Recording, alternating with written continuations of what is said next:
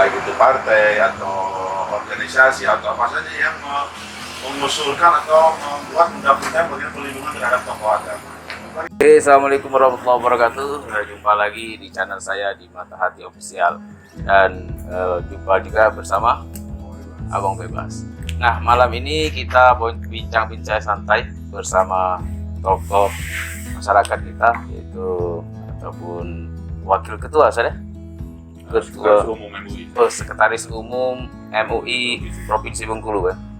Nah, malam ini kita akan bincang-bincang santai ataupun ngobrol terkait dengan isu saat ini yang lagi viral, yaitu masalah ancaman ataupun penusukan salah satu ulama kita, yaitu Syekh Ali Jaber kan, ketika itu di Lampung. Nah, mungkin kami minta tanggapan sama Ustaz kan terkait hal ini. Mungkin apakah ada fatwa tersendiri dari Majelis Ulama Indonesia Bengkulu, Provinsi Bengkulu, atau bagaimana? Untuk lebih jelasnya kita langsung ngobrol kepada Ustaz. Ya, Assalamualaikum warahmatullahi wabarakatuh. Waalaikumsalam. Alhamdulillah, salatu wassalamu ala Rasulillah wa ala alihi wasallam. Tentunya kita prihatin ya dengan berbagai macam berita yang terkait dengan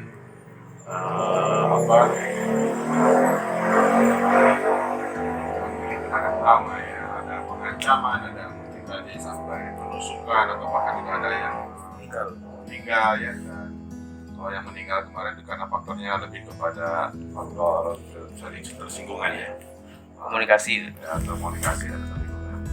Tapi pada prinsipnya setiap apapun kita jelas yang namanya ancaman terhadap ulama, pembunuhan, apalagi sampai membunuh ulama, itu sesuatu yang tidak dibenarkan dan kaidahnya kaidah umum jelas melarang. Tapi kita tetap harus waspada, ya, harus waspada karena mungkin banyak pihak-pihak yang nggak suka ada keharmonisan umat Islam ya, atau keharmonisan pemerintah dengan tokoh agama, para ulama ya, sehingga membuat kegaduhan.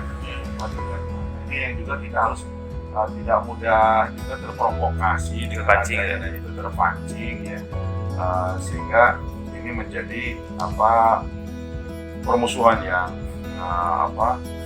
meruncing ya, bahkan juga mungkin bisa jadi muncul fitnahan terhadap kegiatan itu. Nah, maka sebetulnya yang lebih penting juga bagi kita itu, terutama di kalangan para ulama, adalah ada kepastian hukum gitu ya. Selama ini kan mungkin muncul kecurigaan gitu. Kenapa setiap yang menusuk ulama, mencederai ulama itu bergizi ya? Gila. Ya, gila. Jadi ada muncul kecurigaan. Nah, itu sebaiknya juga kami menghimbau ketika ini ada kepastian hukum yang jelas ya, dan transparan gitu. Ini apa penyebabnya, siapa di balik itu gitu ya. Ada apa ya? Ada apa gitu ya. Kalau memang itu misalnya taruhlah yang sekarang antaranya karena misalnya menjelang 30 September gitu ya, ada upaya-upaya komunis untuk semacam gerakan-gerakan ini tadi merusak harmonisasi. Kemudian juga kadang kita sebagai umat ini juga disibukkan dengan hal yang seperti itu ya. tidak menjadi hal pokok ya. Maka kami sebetulnya di ulama sangat mendukung kalau ternyata ada elemen-elemen yang baik itu partai atau organisasi atau apa saja yang mengusulkan atau membuat undang-undang mengenai perlindungan terhadap tokoh agama. Bukan Islam saja, tapi terhadap semua tokoh agama. Karena ini adalah ingin merasakan kenyamanan. Kenapa? Karena ulama atau tokoh di masyarakat adalah tokoh informal. Ya. Kadang tadi fanatisme dari para pengikutnya itu luar biasa. Nah, kalau ini tidak diatur, tidak dibuat undang-undangnya, maka ada kesemena-menaan dari pihak mungkin musuh-musuh atau orang-orang yang tidak suka dengan kenyamanan, kebersamaan dalam bingkai negara kesatuan Republik Indonesia ya. Nah, maka ini sebetulnya sangat diharapkan ada undang-undang yang melindungi ya bagaimana tokoh agama kan dari kalangan. Selama ini belum ada saja? Ya, selama ini belum ada ya. Sehingga istilahnya terancam gitu ya, kurang aman, sehingga ya ini yang menimbulkan kekhawatiran. Dan itu akan nanti khawatirnya bergerak masing-masing gitu, masing-masing ormasnya atau masing-masing pengikutnya Iya. lebih tidak terkendali lagi. Bahaya. Dan itu mungkin bisa jadi yang diharapkan oleh komunis, oleh Agitasi gitu. ya orang-orang yang ingin justru mengadu domba dari kalangan umat. Sehingga mungkin tadi yang ada lepas tangan dan sebagainya. Maka sebetulnya kita desak bagaimana seharusnya ada itu yang undang-undang perlindungan ulama dan tokoh agama lainnya. Seluruh agama yang diakui. Agama yang ada. Ya. Karena tadi masing-masing punya fanatik, ada pengikut yang fanatik, ada pengikut yang betul-betul sangat mengeluh-elukan gitu sangat. Dan kadang itu sering yang di luar nalar yang begitu nanti melakukan balas dendam dan sebagainya gitu ya. Itu yang kita harus yang mendesak pemerintah, dewan, DPR RI yang membuat undang-undang untuk peduli dalam membuat atau justru dimasukkan ke dalam agenda dan prolegnas itu ya, pembahasan tentang undang-undang perlindungan ulama.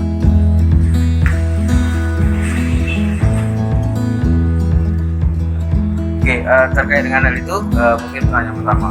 Terus yang kedua, langkah-langkah apa saja mungkin yang sudah dilakukan dari Kak Bumi sendiri?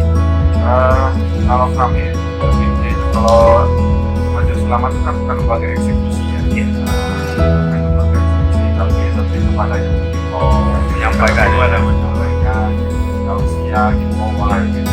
Yang punya eksekusi itu pemerintah ya. Maka itu yang kami juga menyarankan kepada pihak-pihak atau aparat yang bertanggung jawab untuk bisa segera respon dengan masalah ini sampai sudah besar masalahnya sulit dikendalikan lagi. Nah, ini jadi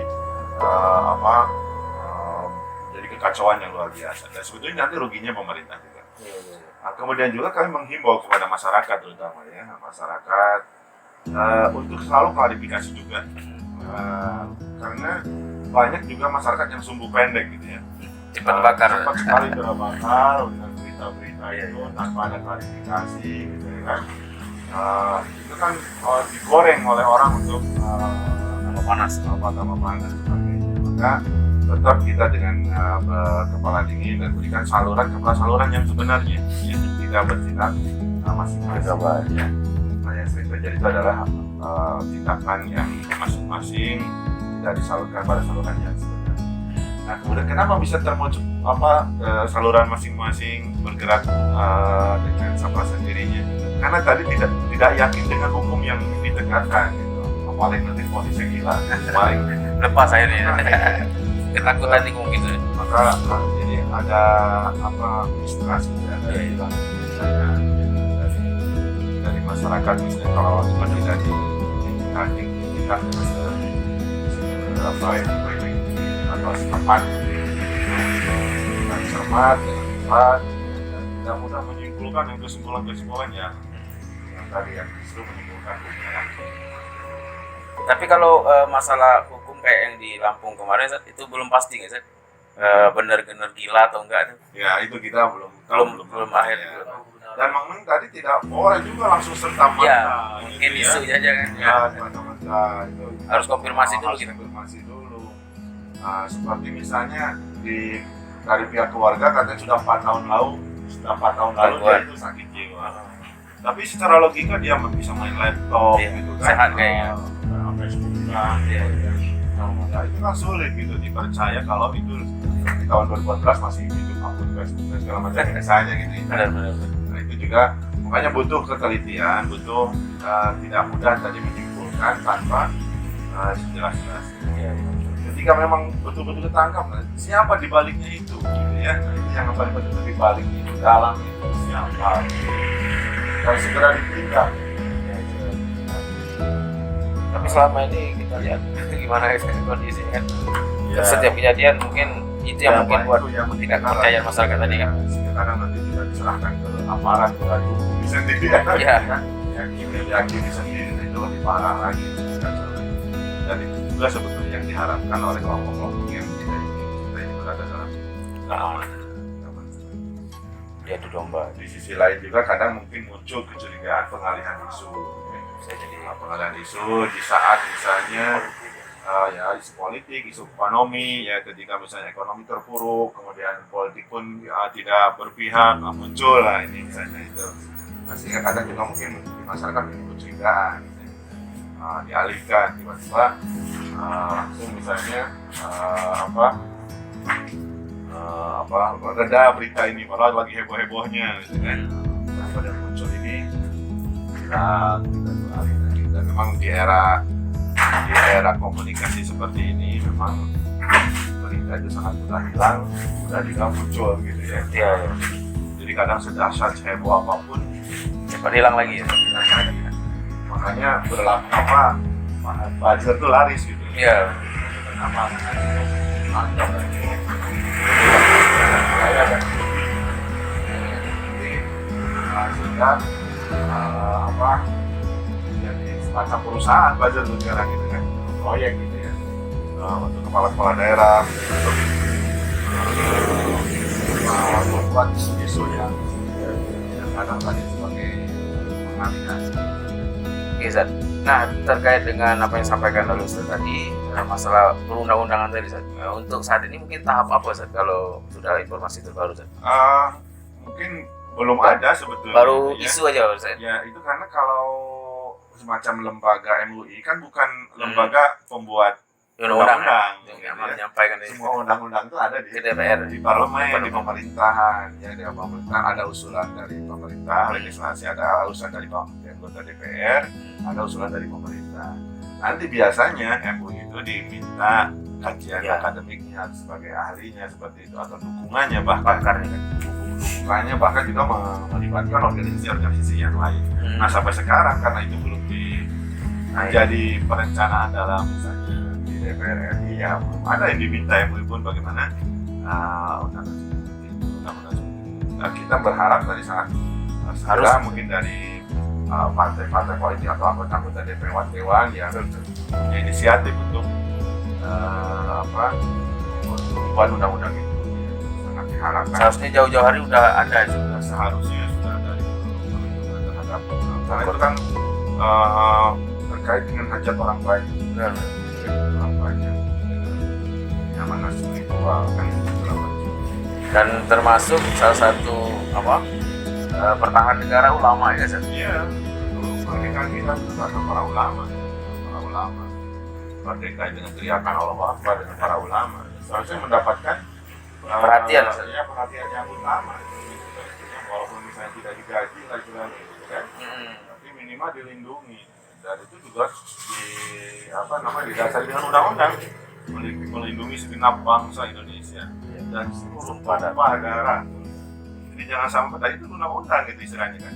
Jangan sampai ada darah yang tertumpah, baik rakyat biasa maupun apalagi para ulama tadi yang memang sudah berperan mengawal keamanan di masyarakat,